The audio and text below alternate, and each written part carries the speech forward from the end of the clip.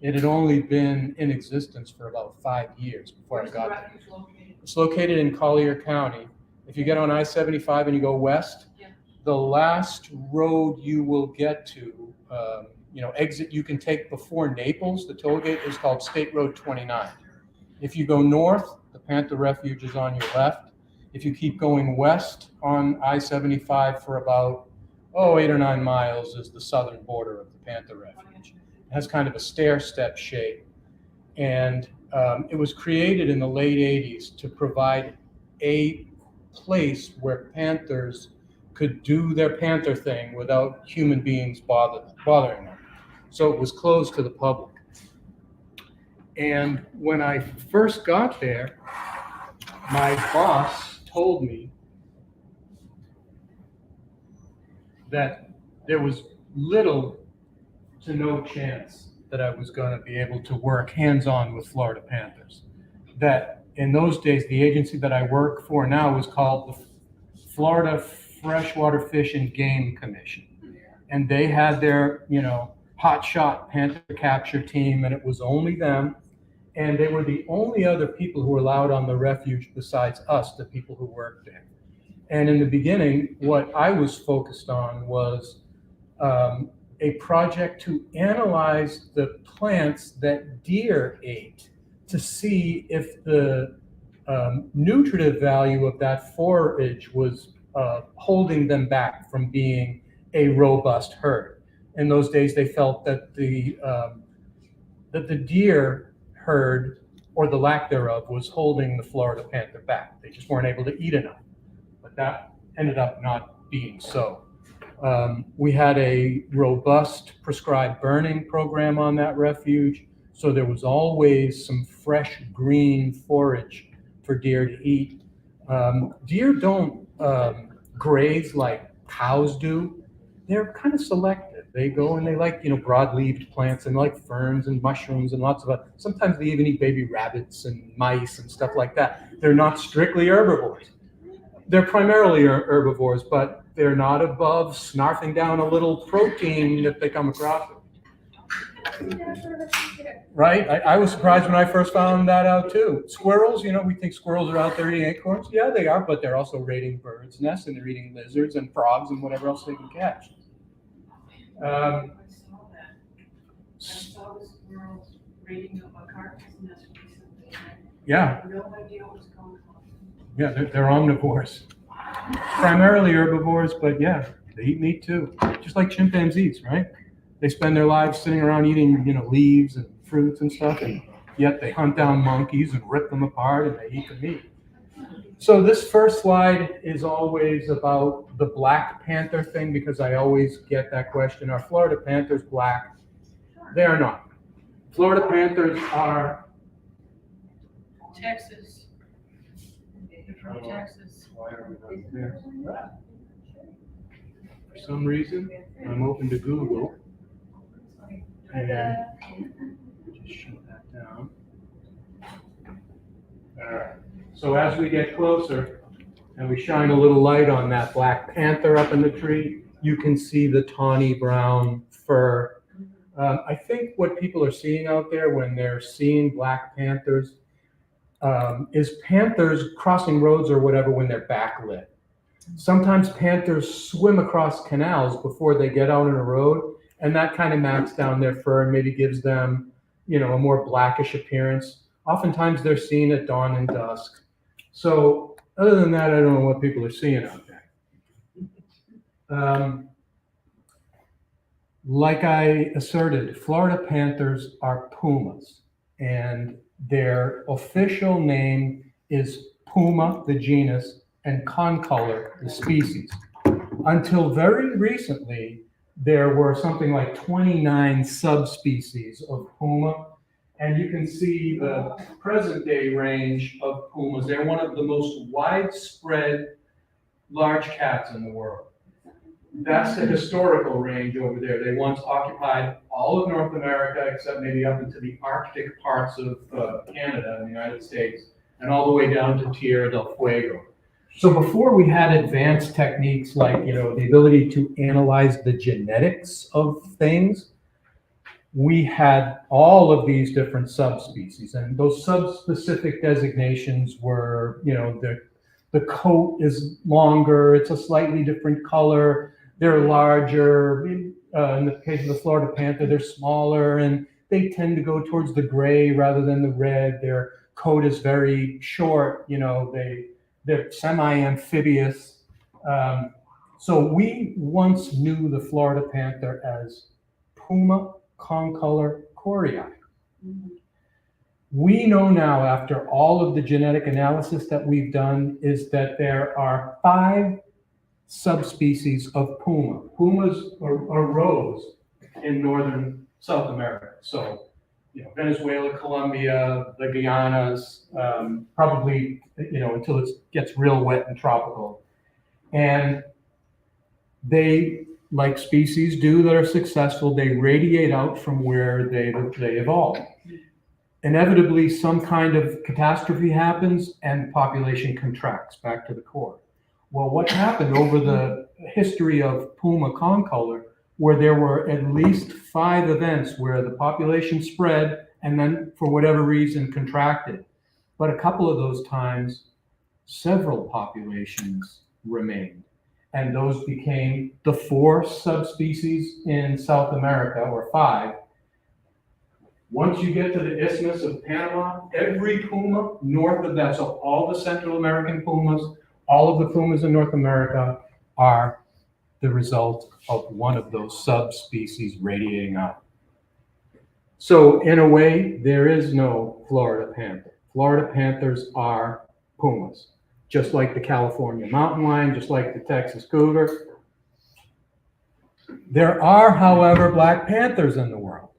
So leopards and jaguars, for whatever reason, have a pretty high incidence of melanism in their genetics. Everybody know what melanism is? Okay, yeah. Maybe not the opposite of albinism, but kind of. It expresses dark pigment in the pelage of the cat. And it seems, I got a chance to work on a jaguar project in the deep Amazon. And it's one of the few places in the world where there are more melanistic jaguars than normal, spotted jaguars. In Africa, it's the same thing with leopards. In the deep jungle, there's a higher incidence of black leopards. Those are black panthers. And leopards and jaguars are part of the genus Panthera. They are actually panthers. Lions, tigers, leopards, and jaguars are the 4 big cats. Pumas are actually the biggest small cat. Their genus name for a long time was Felis, just like our domestic cat. So were bobcats and lynxes. They are now known as lynx as a genus, and panthers are pumas. So how do you know you got panthers in your neighborhood or pumas in general? They leave signs in the environment. And when I work with the panther capture team, those are the things that we're looking for. Anybody know what that's called? Scat. No. Begins with an S. Scrape. So panthers communicate with one another in different ways. One of the ways they do this is they walk along game trails or roads or paths, and every now and then they'll stop and they'll scrape up some leaf litter or some pine needles, and then they'll get in it, kind of nestle in it with their back paws, and they usually just give it a squirt of urine. And that sort of lets the other males, for instance, know this is my territory. If I catch you here, I may kill you. It lets the females know that, hey, the females will do the same thing. They make scrapes, especially when they're estrus, to let the territorial males know that they're ready to mate. And tracks. Does anybody know the rule of thumb, how to tell a dog track from a cat track? Dog tracks, in general, have a smaller pad. This is the front paw of a panther. I just know that that's a front paw. Panther toes are arrayed kind of spread out, not really in a pattern. If this were a big dog or a big canid like a wolf, these 2 leading toes would be even, the 2 side toes would be even. You could draw a line almost across them. All of the cats are like splayed out. And there's a male and a female panther that walked together on this dirt road. And I took the picture. One of the ways now, once panther kittens get to be about 8, 9 months old, both males and females look alike. It's hard to tell them apart. They're both probably by that time 50, 60 pounds, and just really, they look very similar. We can tell them apart because even at that age, the male chassis is just a little longer than the female. So the reason that tape measure is on the ground is we're measuring the distance in between tracks when a cat is in a walking gait. So we can tell if it is female most times, or male. It gets a little dicey when they're, maybe 6 months old. After that, it's pretty easy to tell. Yes. Have a bigger rib cage. Yeah, they're just a little bit longer, even when they're, about the same size. They're not really taller at the shoulder. Their heads aren't really much bigger than their sisters at that age. But between 6 months and 12, 14 months, they start to pull away. You can tell they just start to get bigger. Females in general, a big female is 80, 90 pounds. I've seen females as big as 120 pounds, which was a monster female. I've seen males, I weigh 155 pounds. Most of the large male panthers are my weight. I've seen them up to 160 pounds, and that's you see a 80-pound female puma run across you on a road, you think that's an enormous animal. When you see a 160-pound male, you think that looks like a lion. We wouldn't be able to catch Florida panthers if we didn't use hound dogs. You see the thing that dog has around its neck is a radio collar. It's the same size as the radio collars that the panthers wear or used to wear. We've played with a lot of different collar types, and over the last maybe 10 years, we've been using GPS interface, the satellite and the collar, and it's kind of cool when you lose track of the panther for a while, and all of a sudden you get an email from the satellite. And when you open it up, there's a satellite map with the tracks of the panther and the times that they were taken. It's pretty cool. The hound dogs that we used, if you had to classify them, they would fall in the fox hound realm. The family that I mostly worked with, the McBrides, they've bred lots of different strains of hound dogs into their panther hounds. So they're actually a mixed breed, but again, they're foxhounds if you're trying to classify them. And I'm really a cat person by nature. I love dogs, especially well-trained dogs. Like working with professional dogs like the Panther hounds is awesome. When I go to somebody's house and some little dog is trying to rip my throat out because they're not well-trained, not so much.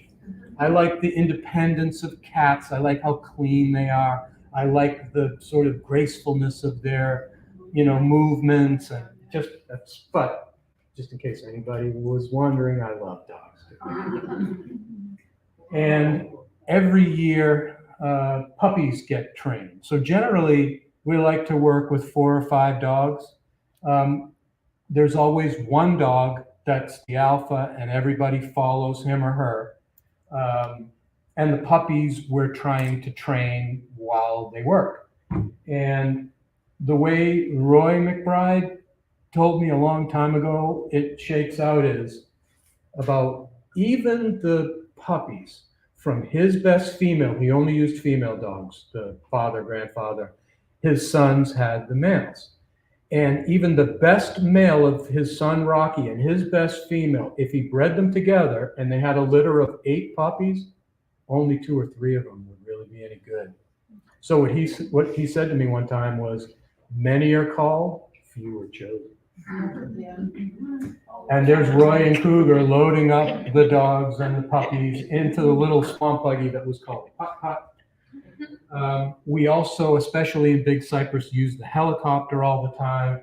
And the pilot took this picture and he sent it to us, and he had it framed in his office because to him, this showed the diversity of his job and the passengers on his helicopter.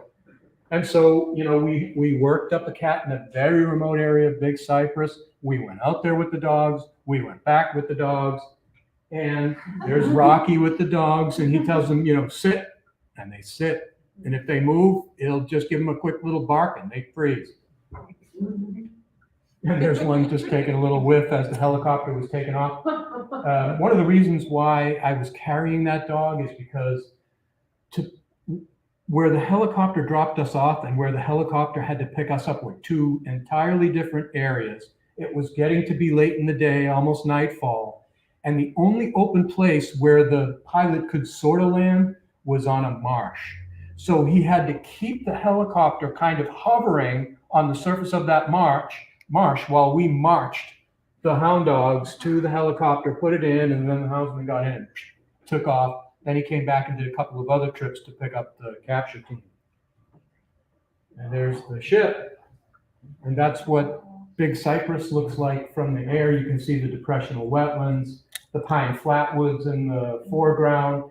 The darker looking forests are hardwood hammocks. If you've never spent any time or much time in Big Cypress, I highly recommend that you do that.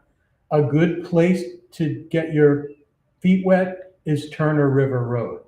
So if you get on US 41 on the east side, let's say, as you get into Big Cypress, before you get to the headquarters, you'll see there's a road called Turner River, and it goes for miles north. It even goes under I-75 and north a couple of more miles. It's a really good place to see panthers, especially if you do it at dawn or dusk and you drive slowly and you're lucky. If you don't see panthers, you'll see something. That's Turner River Road. We usually hunt panthers in the wintertime because it's dry. Some winters are drier than others. This is a February in Big Cypress where we got, I don't remember how many inches of rain. I think, let's say 15 inches of rain in 48 hours or something like that. So the entire place flooded. It was very hard to track panthers with the flooded Big Cypress. I'll tell you the story about this particular panther, 119.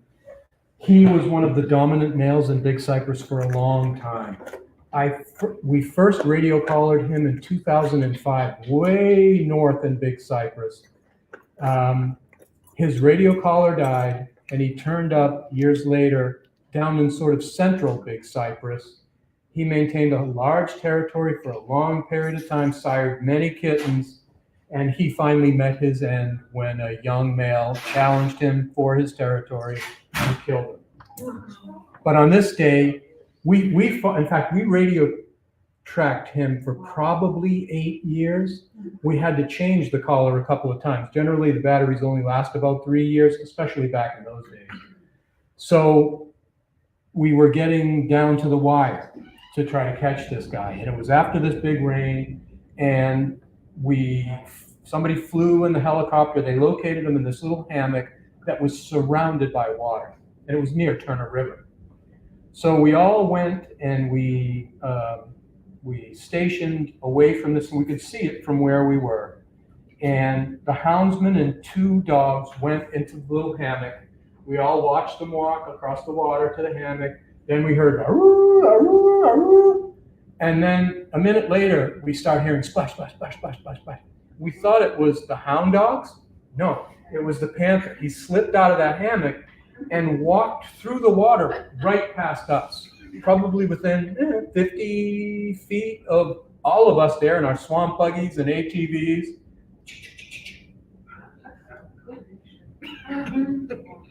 Dogs can follow scent on the surface of the water.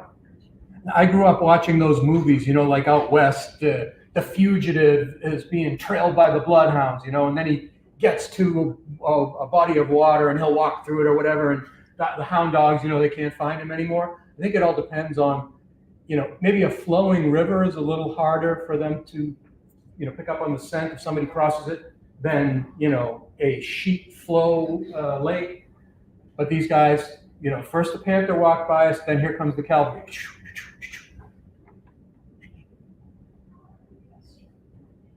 And then we got on the swamp buggies, and each dog has a radio collar, so we're scanning for their frequencies. If they're too far away for our radio telemetry receivers to pick them up, we hear them bark, and we kind of figure out our way through the cypress and the water and pines and whatever else. And things always happen. Like this buggy, we were going through this wet prairie that was very dry. And next thing we know, boom, the front left tire fell into a really deep hole, like a big solution hole that we couldn't see. So we're winching the buggy out of that hole. Luckily, it was after a capture and not while we were on the way to get to the tree where the hound dogs had the cat up in. When we do get to the tree, the houndsman is always angry because it takes us longer than he wants it to take us to get there. He's trying to keep the dogs calm. He's hoping that the cat's going to stay up in the tree. He starts to clear around the tree. And so when we get there, we look at the dog and the dogs are looking up. And when the first thing we do is look up too. And what do we see?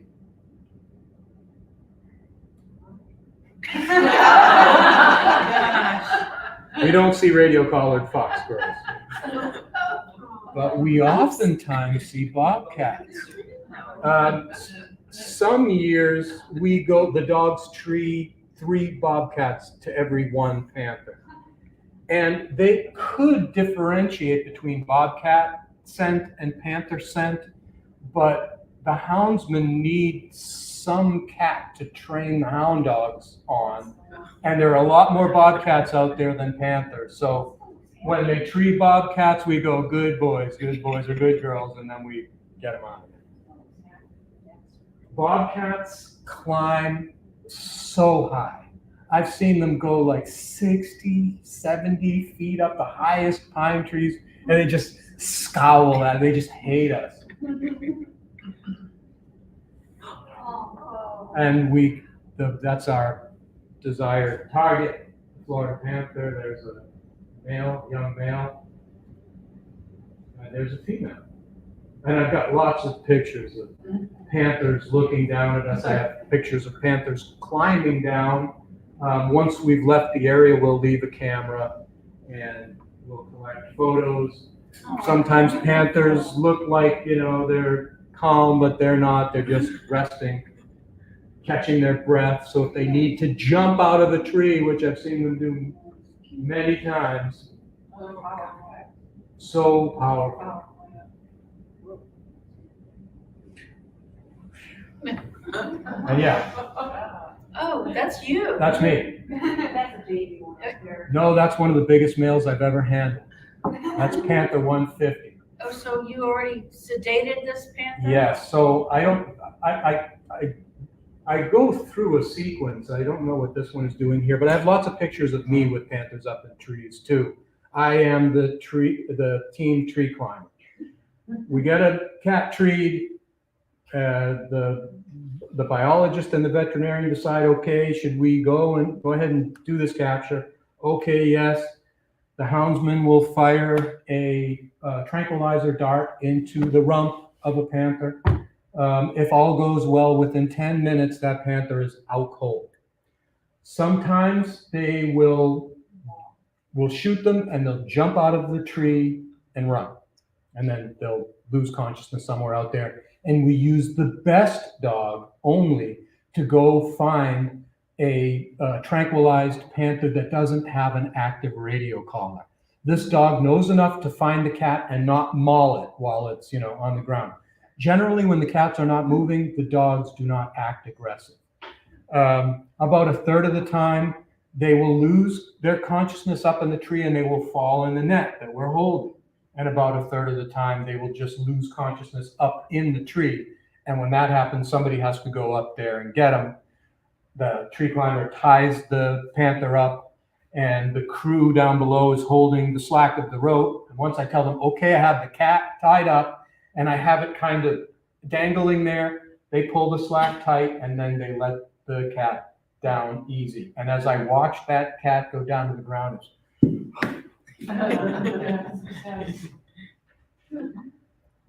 so yeah, lots of pictures of me. That's a very good story. When you say to watch the cat go down. Yeah, so I'm still up in the tree. I tie the cat up and the crew lowers it down to the ground so they can do their workout. I'm left up there at the tree where the cat was. And they joke, I have a video at the end of this where it's like the first video I took from an iPhone years and years ago. And hopefully it will work. It's the last slide in the presentation. That cat looks very much awake. That cat was very much awake, and this is an awesome story, but it'll take me too long to tell.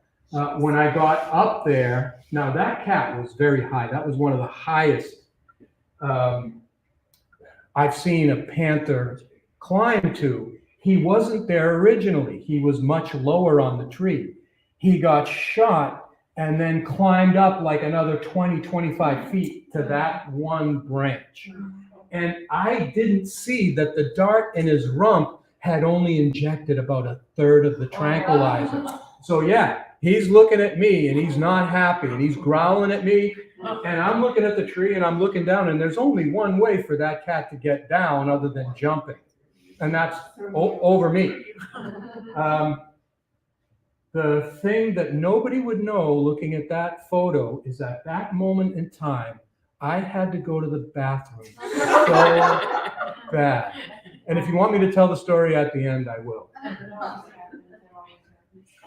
And there's a cat that I tied up about 10 feet above where it is there. And then he kept, he would bump into a branch or and then would sort of come to for a second, grab onto the tree. So a couple of times I had to climb down, peel the claws out of the tree so we could continue its descent. That particular cat was a kitten that I had handled years earlier. So, once we get an uncollared cat on the ground, sedated, we run a little scanner over the neck. If we handle the cat as a kitten, it has a little transponder chip in there. And if it's there, the scanner will find it and will go, and then there's a number. And we have a little book of numbers. And the team leader will say, anybody want any action on what kitten this was, what year? And anyway, that's who that ended up to be. Kitten 254 ended up being Florida Panther 175. Wow. And the hound dogs are remarkable animals. This is not photoshopped. That hound dog's name was Frankie. She was the best climber of all the hound dogs I've worked with. Now, of course, they can't climb straight up a pine tree or a cypress tree. But if they can jump up into like the crook of an oak tree and the branches kind of gently go out and they're feeling feisty and froggy, they will follow a panther up into the canopy. And you can see that dog is right up there with that very large male panther. Yeah. And when I got to the scene, the dog there were two branch forks that were holding his hips and her chest. And she's running in the air, barking at the panther. And Roy told me, get your gear on, go up there and get that dog. And as I was getting ready, the dog kind of moved and slipped and fell to the ground. Luckily, it was only 15 feet or so, 15, 20 feet. And it landed in a kind of soft patch of vegetation, but she broke her tail. So her beautiful tail had to be cut off, but otherwise lived for a long time and was an excellent hound dog. That's our dark gun. Does anybody work with animals, use anesthetic, or anybody an anesthetist here? Okay, so we use ketamine is the big gun. So generally we use a combination of ketamine, and xylazine. So the ketamine gives them that big wallop, and the xylazine is like a disassociative. They're goofy. They can't really, they're like, everything's slow and I don't know what's going on. The aggressiveness is just knocked out of them. And I don't know how many climbs I've done over the years. I've never had a panther act aggressively towards me up there in the canopy. There's one of the veterinarians mixing up a cocktail of anesthetic. There's Roy firing the rifle. I've never seen Roy miss a cat. I've seen him miss the place on the cat that he wanted to hit, but he was an excellent shot. And that's moment of impact. You can see the dart right in the rump of that cat. That was a 138-pound male. Now, what you haven't said what you're doing with these cats. Are you gonna tell us at the end what Yes. you do with them? I can tell you right now sort of the gist of it. For a long time, we didn't know where they were going, what they were doing, how big their territories were. If we don't radio collar females, we can't find dens and handle kittens and analyze the health of litters, put transponder chips under their skin, so if we catch them as adults, we have some idea of how many of these kittens are living into adulthood. It was very important, especially in the beginning of the Florida Panther recovery, to know, first of all, have an idea of how many cats were out there and what their territory sizes were like and how many males and females were able to coexist in X amount of territory. It was also a way to it was like a fail-safe. If some disease were to enter the population of panthers and started wiping them out, we could remove some from the wild to ensure that their genetic lineage would be carried on. And in fact, we had something like that happen in 2004 and 2005. Feline leukemia entered the panther population, which at that time was starting to surge, but still, not out of the woods really in terms of their survivability as a species. So every cat that we handled tested positive for a period of time, and every one of them except one died. One female was able to clear the virus, and apparently she passed it on to her two kittens, a male and a female. But I don't remember how many, but a lot of panthers died. The next season, our objective was, this took place in the very northern part of their range at that moment in time. Our objective was to catch and vaccinate panthers all across the central part of their range so that feline leukemia couldn't blaze like a wildfire through the population. This is my climbing gear. I wear climbing spikes. I have a seat harness. I have a flip line that goes around the tree that I adjust. The figure eight on the right is what I use to rappel down with after the cat capture is over, or the cat's lowered down. And I tie a climbing rope to my seat harness, kind of like a spider. I go up there, get to the cat, tie the cat up. The crew has the rope on the ground, and they are the ones that actually lower down the cat. And that's me going up the tree. I got up to the cat, and he was pretty well out of it. But at one time, while I was adjusting my gear, he put his paw on my head and pushed my head away. And so then you can see I'm sort of pivoting, and I'm getting into position. I'm pushing the cat's elbow up over that branch. I've already got a rope tied around his chest. And sometimes I have to actually bear hug a panther up in the canopy, kind of lift it up and get it, in between the branches and get it hanging. And then I say to Brad, take up the slack. And when I feel it tight, I go, okay, lower it down. And then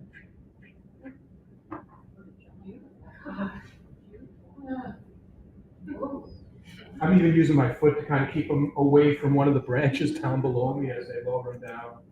And after about that photo, they had to stop taking pictures and actually, get the cat in the net. But this is another capture that took place in another place. And actually, that's the helicopter pilot I was talking about. He chips in it. This is what we call the crash bag. And it's like tent material.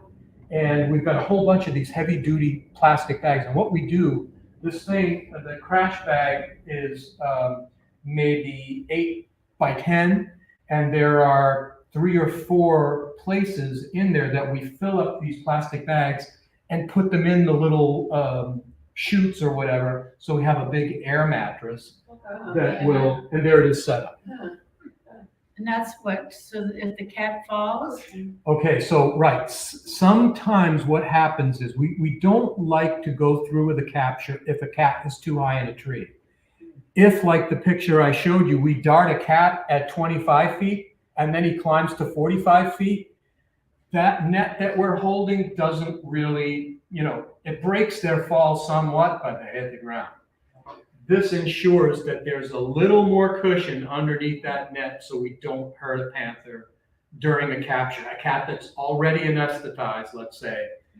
And, we got good at filling up those bags and getting the crash bags. Then once the cat's on the ground, the veterinarian uses a different tranquilizer called propofol that we sort of inject into the saline solution that we give them, the fluids that we give them to keep them hydrated. And it keeps them down as long as we keep giving them the propofol. Once we stop, it wears off. And really the hangover they have after that is from the ketamine, the original knock them out drug. And that's penicillin. That particular cat had an injury. There are the fluids that we give the cats. There's the scanner I was telling you about, looking for the transponder chip. If they don't have one, we'll put one in. So inside that syringe is a little transponder chip with a unique number. One of the most important measurements we take of a cat that we want to put a radio collar on is its neck size, the circumference of its neck. It's one of those Goldilocks things. You don't want it too tight, you don't want it too loose, just tight enough. And it gets tricky if we catch, like in this case, a young male. So this guy was maybe 13, 14 months old, and we knew that he was going to put on 30, 40 pounds in the next 3 or 4 years. So it gets even trickier. We got to get that cat, 2 years after we first put on the radio collar, he's going to wear a very tight radio collar until we catch him again. And then we measure the inside of the collar, and we do it repeatedly, and then, the team leader will ask the houndsman and us, hey, what do you think? Check it out. Am I doing this right? Is it too loose, too tight? That thing is a breakaway device. As soon as that collar is on the cat, we activate the breakaway device. So 3 years, or is it 2 years? It's either 2 or 3 years to the day. If we don't handle that cat and change his radio collar, the breakaway device will open up and the collar will fall off. So we don't want cats wearing collars that aren't giving us any data. We do occasionally have radio collars that go dead, and they'll ride on a panther for a lot longer than we want them to, and that was one of those collars. That cat was collared. We had a bad batch of radio collars one year, and a bunch of them started to blink out like less than a year after they were put on. And this is one guy that we weren't able to find and recollar, and he wore that collar for 4 or 5 years. And that's what you saw what the beautiful white collar looked like. That's what that one looked like at first. That's one of the early GPS collars that we were using. That is my handheld radio telemetry receiver. So it picks up the distinct frequencies of the hound dogs. Here's the list of the hound dogs frequencies. We also have a list of the collared panther frequencies. And depending on the terrain and the vegetation, a mile and a half, we can pick up the beeping of a radio collar. And we fly. The best way to find all the radio collared cats is to get up in an airplane, and that's a radio telemetry receiver. There's one under each wing. And the biologist in the cockpit has a toggle switch. So he'll tell the pilot, turn right, and he'll have the toggle switch on the right antenna, and they'll circle until they can, pretty much pinpoint where the cat is. Those are the Twin Lakes and Fakahatchee Strand Preserve State Park. If you've never been there, that's another place that you should go. Jane Scenic Drive is a 6-mile dirt road that goes through Fakahatchee Strand. And like Turner River Road, it's one of the best places to be able to see panthers, bobcats, bears, mink, which is very rare. Mink, Everglades mink. Yes, they're very rare, but that part of Fakahatchee Strand seems to be the center of their population. And some years they're very common. They run across the road like squirrels. And there I am with my antenna and I'm listening. Generally I have it turned way down and I sweep the antenna through the air. As it gets closer to the caller, the beep increases in volume and then decreases in volume, increases. So that kind of sweeping back and forth, kind of the way animals will do. You'll see dogs sometimes, they'll be like, or sharks, they'll go, that's what the antenna does. And there's the houndsman looking for his hounds. And there are the vials that we fill with blood to do all the analysis that we do. We also do things like collect ticks to have them analyzed. There is a disease called heart water that is deadly to ungulates, hoofed animals, that is native to Africa. Those ticks have made it to Florida in pet reptiles, non-native reptiles that come from Africa. We've collected them in the environment a couple of times. It would be very bad for Florida panthers if our white-tailed deer population was infected with heart water. It might, if not wipe them out, it might severely reduce their numbers and the food that panthers prefer to eat. They'll eat anything, but they're really almost deer specialists. We put tattoos in their ears, and you can see this numbers. I don't know if you can see the number in the ear. We use that press, and then we rub ink, and it lasts a long time.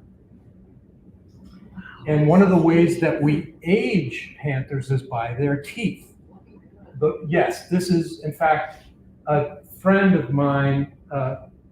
I sent him this picture and he gave it to his dentist. And his dentist blew it up and it was on the wall in his waiting room.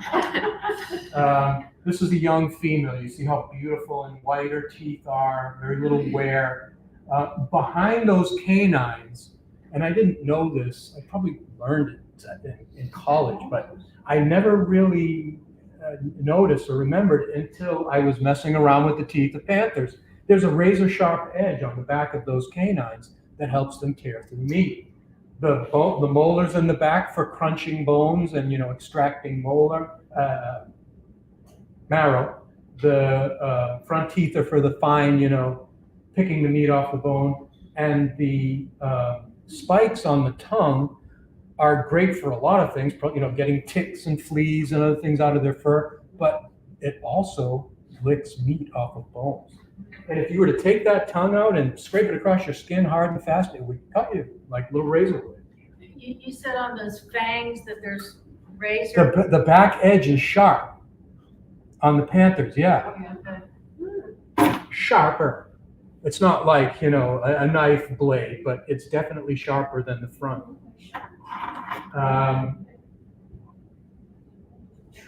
So, like I said, male panthers are about the same size as me. The weight is distributed a little bit differently, but, Wow.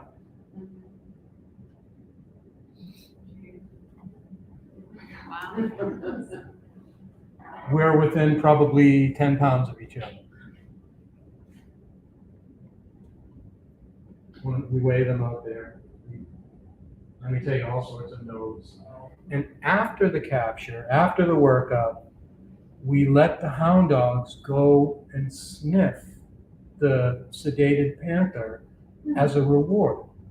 And I've never seen the hound dogs do anything aggressive to a sleeping panther. They're excited. They're right there. They're on it. They're smelling it. They're licking it. They love it. They're in ecstasy.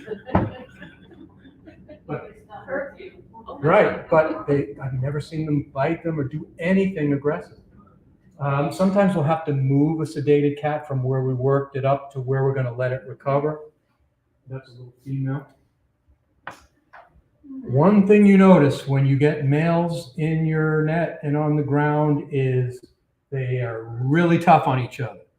This guy had a road map of scars and claw marks and bites on his head and body. By the time a male panther is, 7, 8 years old, he's been in so many fights that, there's a good chance his ears look like that or worse. We have actually had male panthers, after they kill a rival, they will eat them a little bit. And this one dined on the brain of this other cat a little bit. It doesn't happen often, but occasionally male panthers will kill female panthers. This one was defending a deer kill. She had 2 young kittens. They were about 5, 6 months old. A male showed up. They fought. He killed her. And we were able to get the kittens. We took the kittens to the place where we rehabilitate them, called White Oak Plantation, which is up north of Jacksonville in St. Mary's County. And there's a pen up there that's an acre or so that's fenced in. And we try to teach them how to do the things that they need to do out there, like a mother panther would. The male of these two is a male and a female. The male didn't last long after we released it. The female did, and she was a good mother, good breeder. She raised many litters of kittens. This is a trail camera catching a female panther. This is the panther that I told you survived feline leukemia. Panther 110, and those are 2 kittens. And the average number of kittens in a den is 3. We've seen as many as 5 and as few as 1. Sometimes there's an obvious runt of the litter, and the mother moves the kittens around, especially in the first couple of months. By the end of the second month, they're ambulatory, they can move around and stuff, but when they're very small, she has to move them every, let's say a couple of 5 days, for probably many reasons. Parasite loads will build up in the den where the kittens are. There are predators out there that will also hone in on the scent of the cats and kittens and kill them. So she keeps moving them around. Once they're about the age of the kittens that you saw there, 3 months-ish, they'll follow her wherever she takes them, and they'll stay more or less where she wants them to. Panthers have, especially mothers and kittens, whistle to each other. It sounds just like a bird.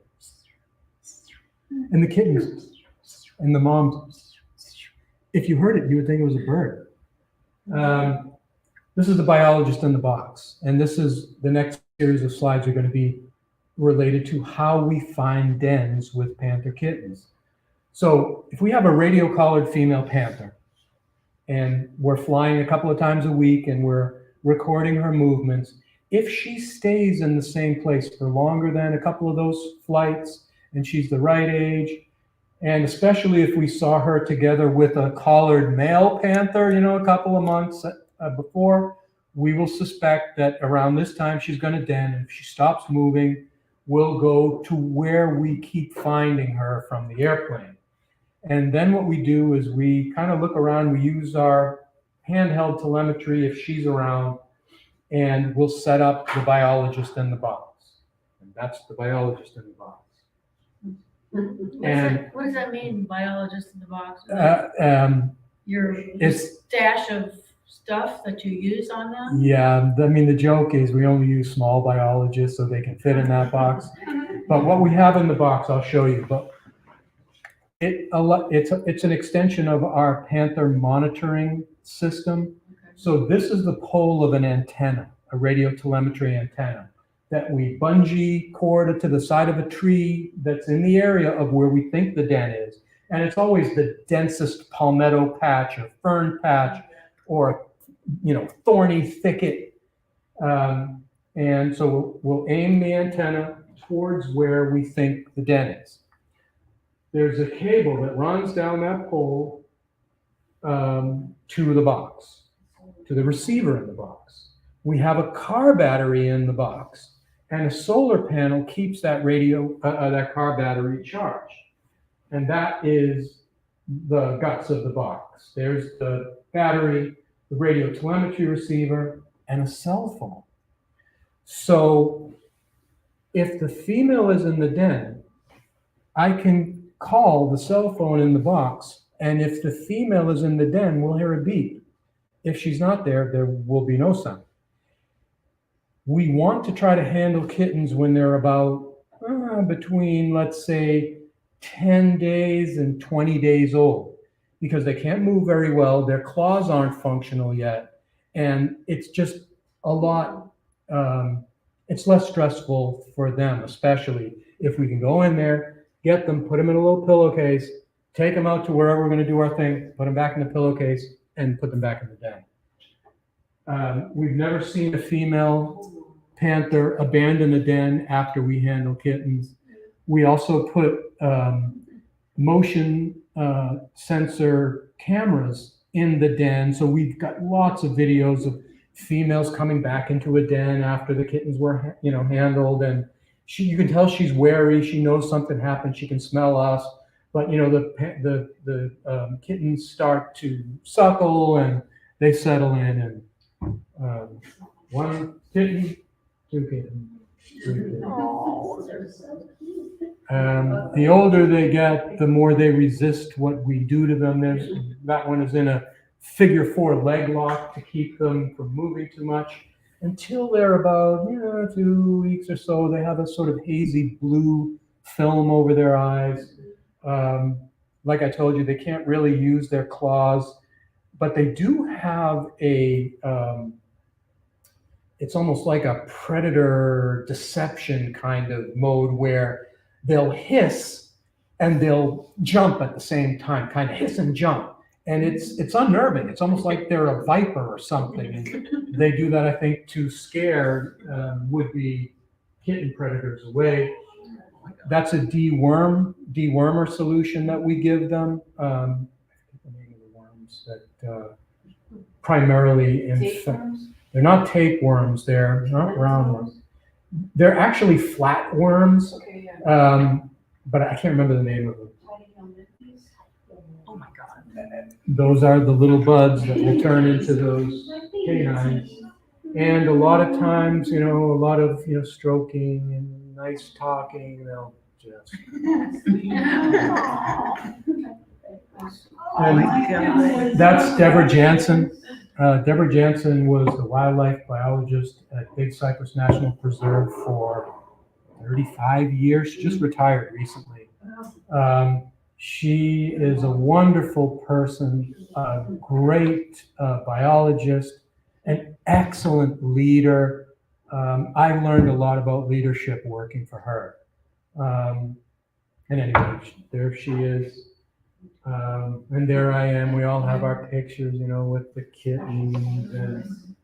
And Ralph Arwood is a retired surgeon, and he was part of our Big Cypress capture team for years.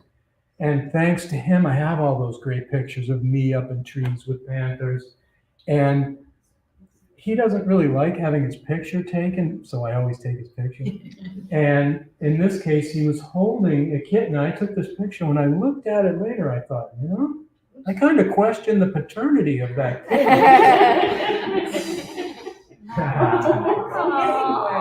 Right?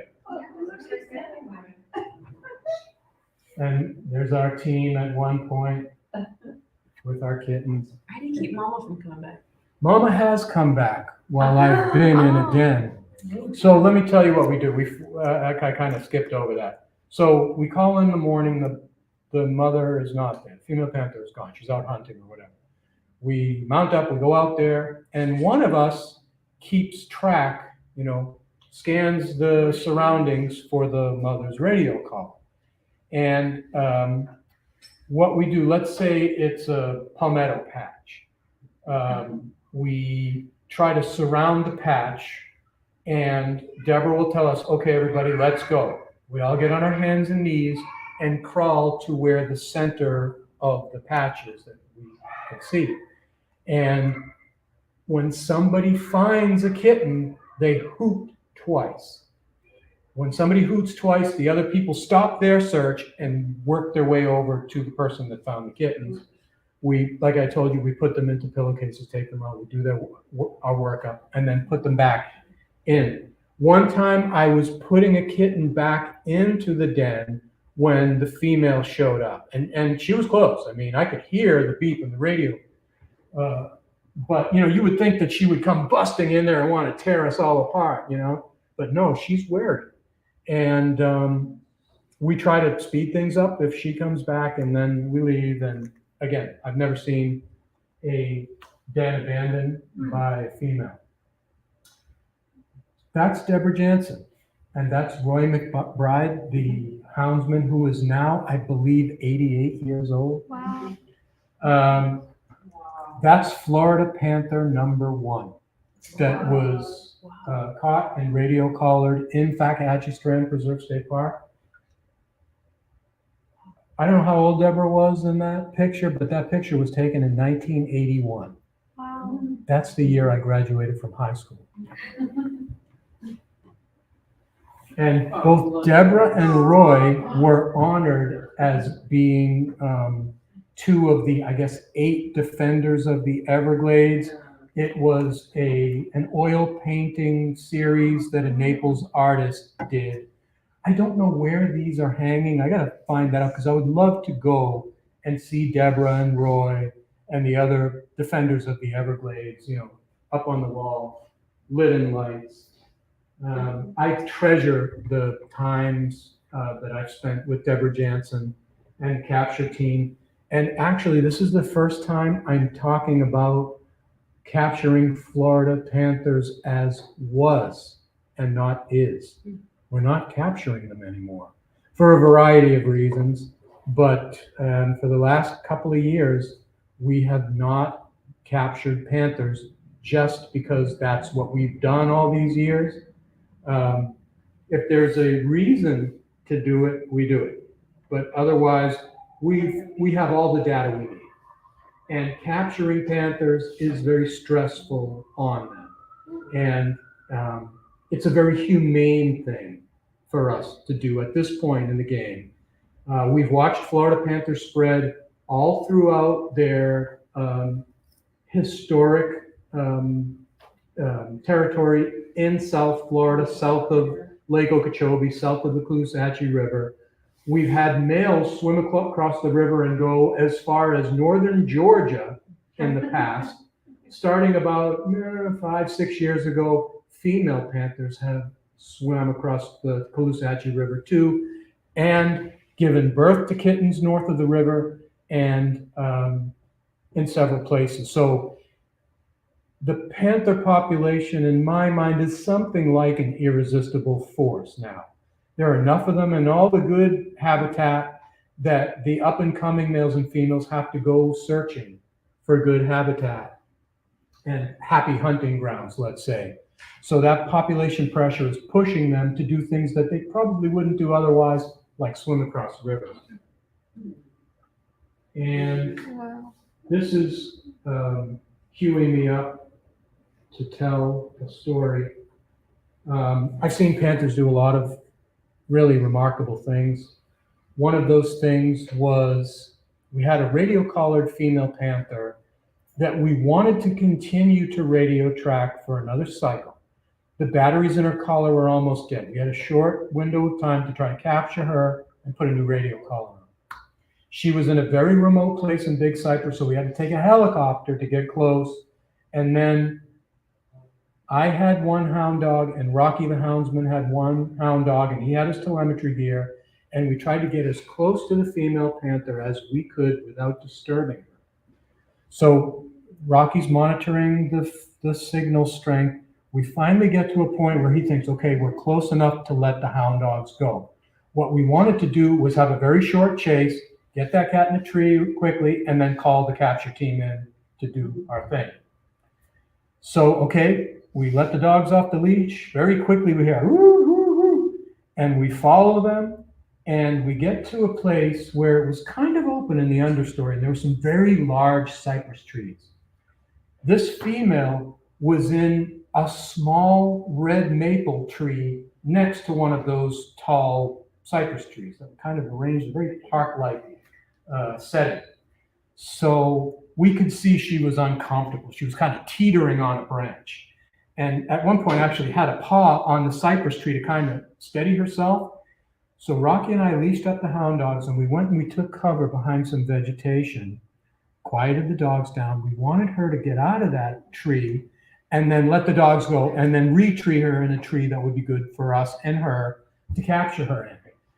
So as we were there in the palmetto, sort of spying that female cat and what she was going to do, she all of a sudden jumped from the red maple that she was in to the cypress tree that was next to that, and then she did something remarkable. She crouched up and she leaped like we've all seen squirrels do, and she leaped kind of in this horizontal fashion at least 10 feet in the air, maybe more, just like whoosh, grabbed onto another tree just like a squirrel, shimmied down a little, jumped again to another cypress tree, shimmied down a little, and then jumped to the ground and ran off. Rocky's seen everything, even his jaw hit the ground. And he said, wow. An escape artist. Just amazing. And there's another, you up for one last Panther story? Yeah. This is a good one. So it's one of those wet periods. And we're in a very wet area of Big Cypress. Rocky's dogs picked up the scent of the cat and they followed it to this very submerged hammock and treed this cat. Called us, gave us his coordinates, and we start working our way there. One of our buggies got stuck. We had to take the equipment and the people off that buggy, put it on the other one. We make it to the edge of this hammock. There was still a long walk through this flooded hammock to get to where Rocky was. My climbing pack is probably the heaviest pack of all. So I whip it on. And what I always do is I try to get to Rocky quickly to calm him down because he's out there waiting. And as the minutes tick by, he gets more and more aggravated. So I get out there. And I remember at one point walking through water up to my waist, and I was thinking, this is not good. This is not good. I get out to him. He's mad. I tell him, it's okay, Rocky. They're coming. Let me go see if I can help them get here quickly. We all get out there. We decide to go through with the capture. Normally what we do is when we decide to do that, we leash the hound dogs to trees around the tree that the Panther is in so they don't get in our way. This time we kept them all loose because it was wet. And if that cat jumped out of the tree, we wanted the dogs to re-tree the cat very quickly because we didn't want the cat to, fall and breathe water in because it takes very little water to kill a panther. So I remember putting my climbing gear on early. I had the spikes on. And I thought, for some reason, I had the intuition that I was going to climb. And we darted the panther, and the panther jumped out of the tree immediately. The dogs tear off after the cat. We tear off after the dogs. And then the dogs tree the cat within seconds in a cypress tree high, high up. And so we all get to the tree. There's no time to set up the crash bags. We have the net. I have my climbing spikes on. We're in water, maybe almost up to my knee. And from where I'm standing, we're all holding the net. There's maybe 5, 6 of us holding the net. I can't see the panther in the tree because there's a red maple branch obstructing my view. So we're all kind of there shifting nervously and, looking at the clock and trying to figure out how long we have. And I said to Rocky, who was right across from me, Rocky, let me know when this cat comes down because I can't see it. And he said, okay, I will.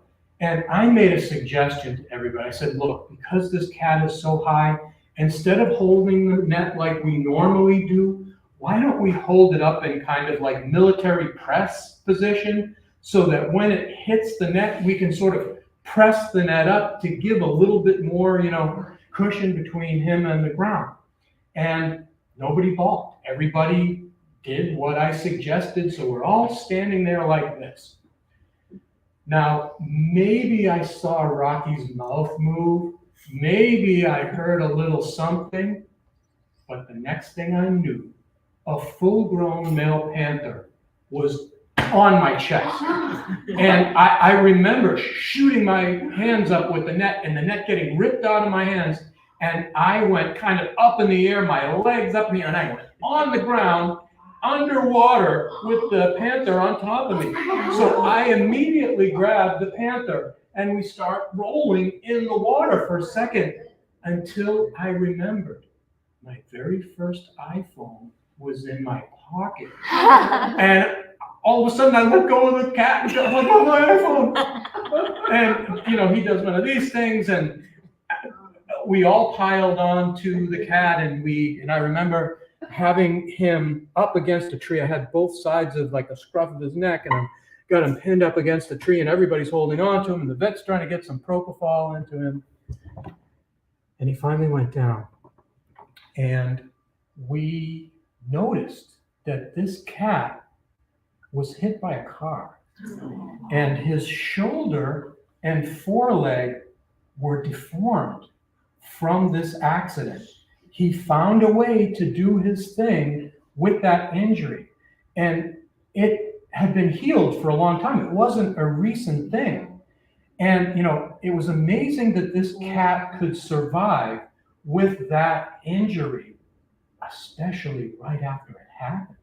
You know, they're not like bears that can just eat vegetation and berries and things. They have to kill to be able to eat, and he survived, and it was amazing. So yeah, I can say I've had a panther. I know what it feels like to have a panther fall on me. And, you know, I'm lucky that I was in the position that I was in, and I was as prepared as I was, because that cat could have killed me. It was, you know, 120, 30-pound male cat. If I had just been walking by and it fell on my head, it would have killed me. But yeah, I couldn't have been more ready for that thing to hit me. And boy, it hit me like a ton of bricks. Was your iPhone great? No, like my iPhone survived. Okay, will the video play?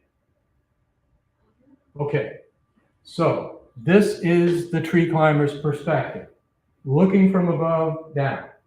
There's the rope that just lowered that cat into the net, and the team is starting to go to work. I took out that same iPhone and took this video that I hope will play. Let me turn up my volume. All right, volume. Get the volume all the way up.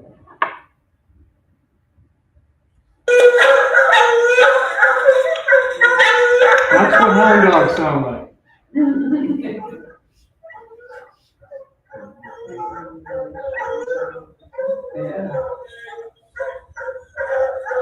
There's the houndsman calming down the hound.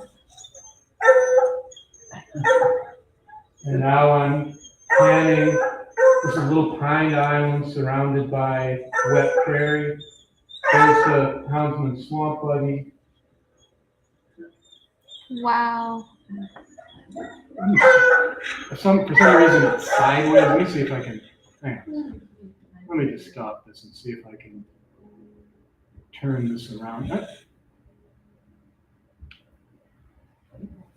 me see if I can get it to orient.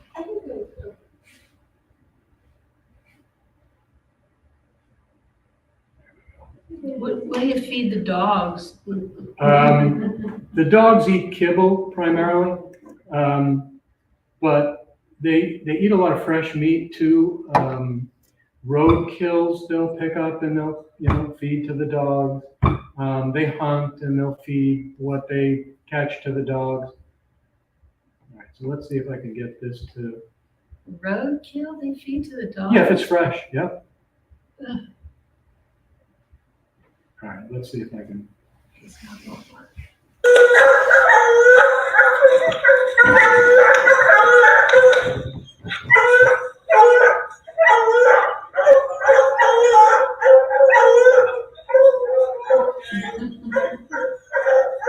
They keep barking like that, like the whole time you have a cat in hand? When they're on the trail, they kind of howl. When they have a cat treed, they bark more than howl. There's the swamp buggy. You see Rocky there, an ATV. There's the wet prairie around us.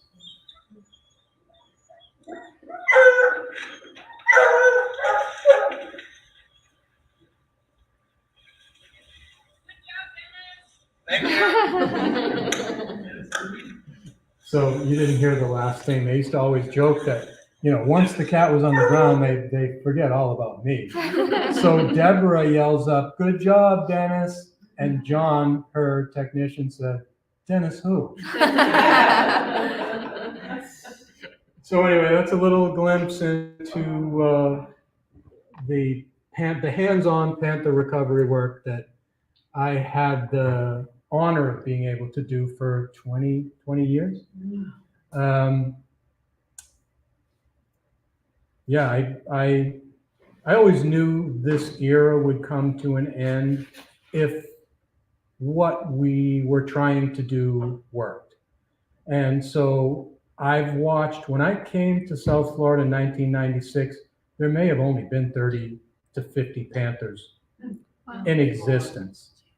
The year before, they brought 8 female Pumas from Texas to the Everglades to try to give a shot in the arm genetically to the inbred, isolated population of Pumas here. And it was a very brave thing for the recovery team to do at that moment in time, because there was a lot of official opposition to this. You're taking another subspecies and bringing it to Florida and blah, blah, blah. But we tried everything possible to recover Florida panthers using the genetics of the panthers in the population that was here at the time. It was severely inbred, and everything we tried failed. This was almost like a last-ditch effort. Of those 8 females, 6 of them survived long enough to raise at least 1 litter of kittens.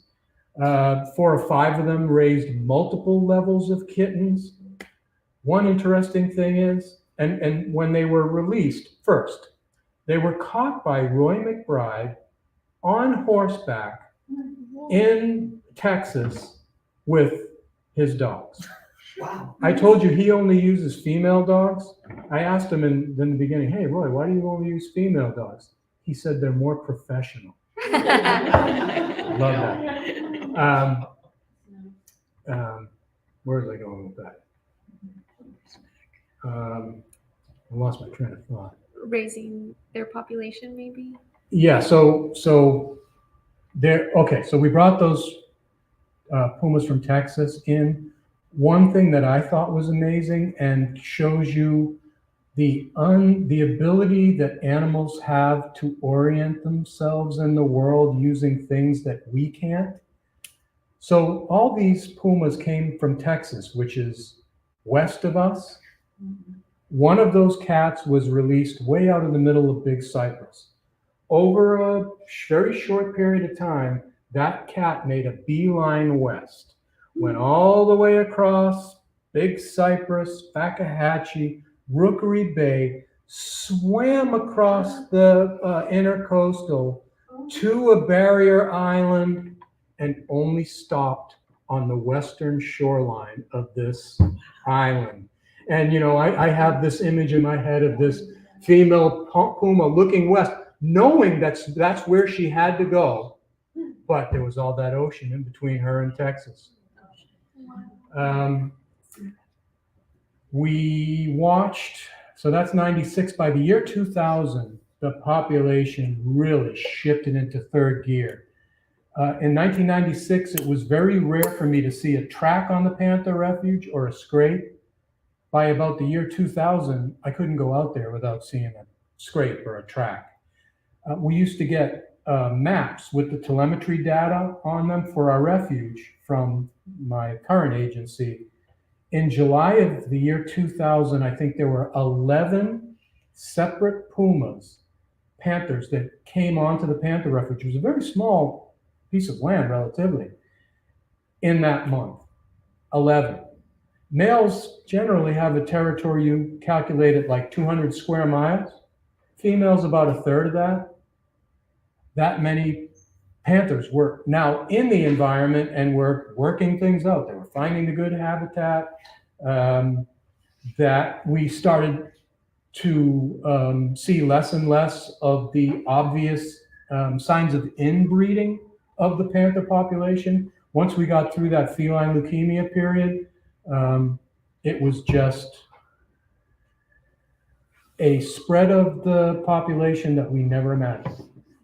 So yeah, I don't know how many panthers are out there now. I guess it's anybody's guess. We used to do a synoptic survey every year, which would give us a number of all the known panthers, all the cats that had radio collars, all the cats that were treed while the houndsman was exercising his hound dogs, all the panthers that were captured on trail cameras.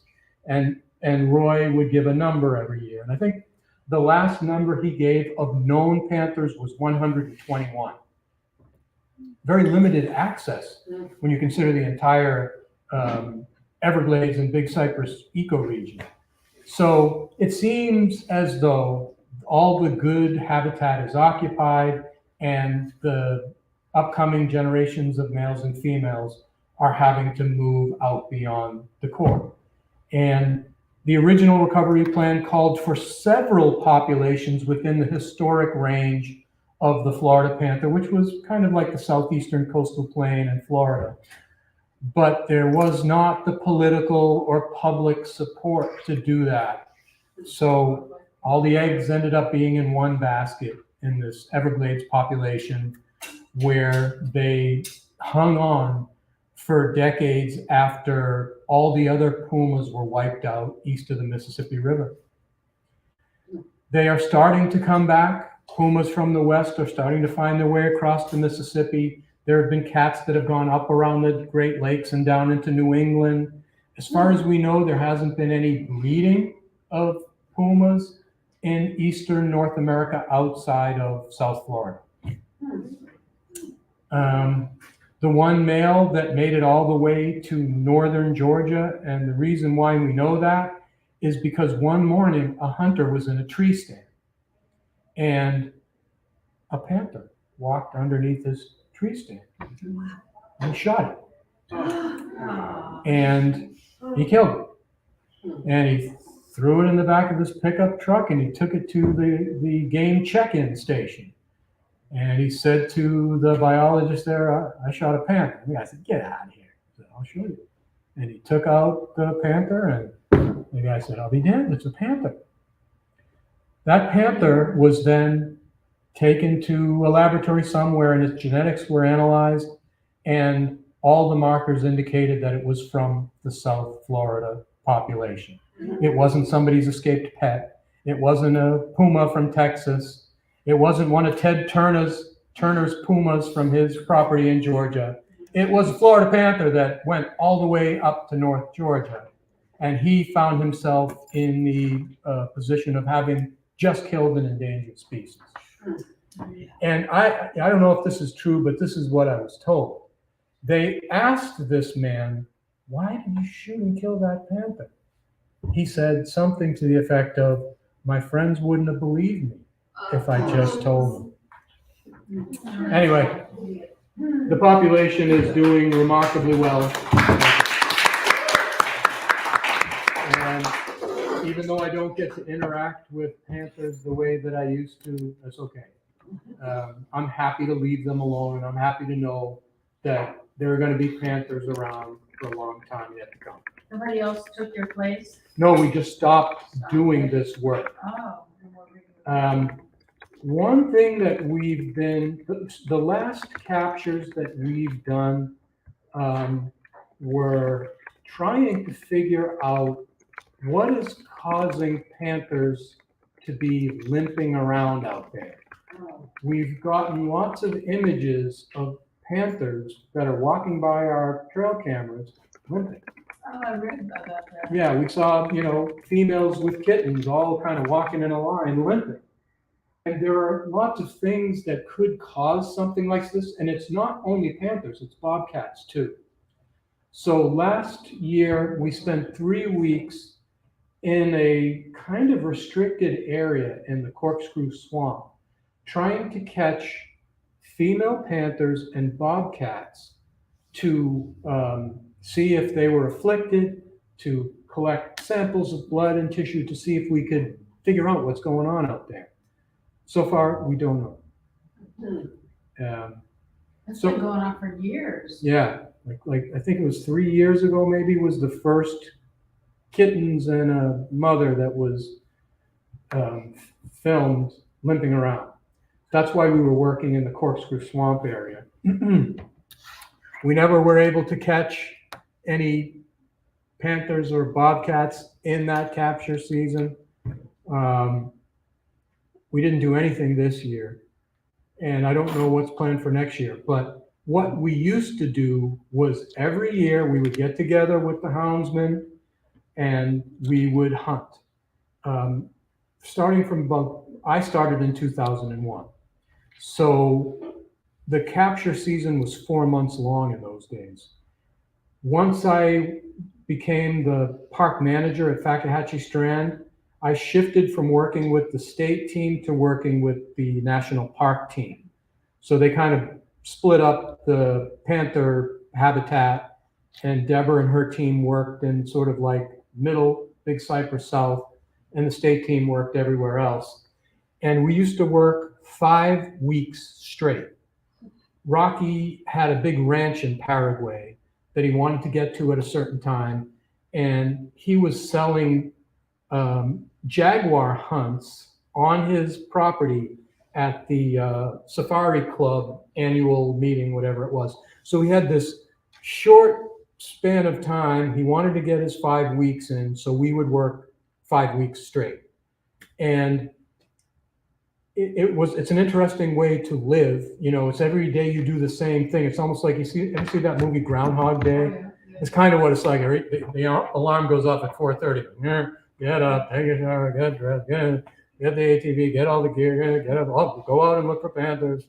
Sometimes you'll catch a panther, sometimes not. By about day 22, you're so into it, you don't want it to stop. You just want to keep going. I've heard, like veterans talk about, working with their unit in war, and, they get injured and all they want to do is get back to their unit, because even though, it's war and all that, it's horrible, there's still like an enhanced meaning in life that you have. You have this team that's working so closely together, and you're all depending on each other, and, you're living life largely, I guess is the best way, and it just becomes addictive. And then that last day of the capture season, you're like, oh, it's over. So yeah, I've kind of got an extended feeling of that, oh, no more. But actually, 5, 6, 7 years in, the thrill of, climbing the trees and handling the panthers and all that, it was still there, but I'd done it a bunch of times.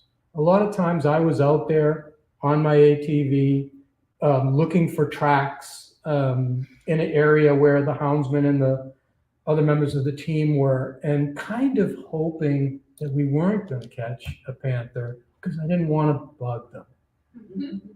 I know it was kind of an unrealistic feeling, but I was like, as time went on, I felt the weight of, what they went through. Yeah. Because every time a panther, let go of that tree and fell into our net, they thought they were dying.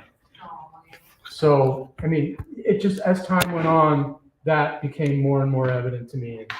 And I kind of rooted for the Panthers while I was out there. It wouldn't stop me if I found fresh tracks from calling Deborah and saying, hey, Deborah, I got some fresh tracks here. You might want to come this way and have Rocky look at them. But yeah, I was secretly rooting for the Panthers. I knew what they wanted, and that was, nothing to do with us. Do the dogs live with you? The dogs live with each other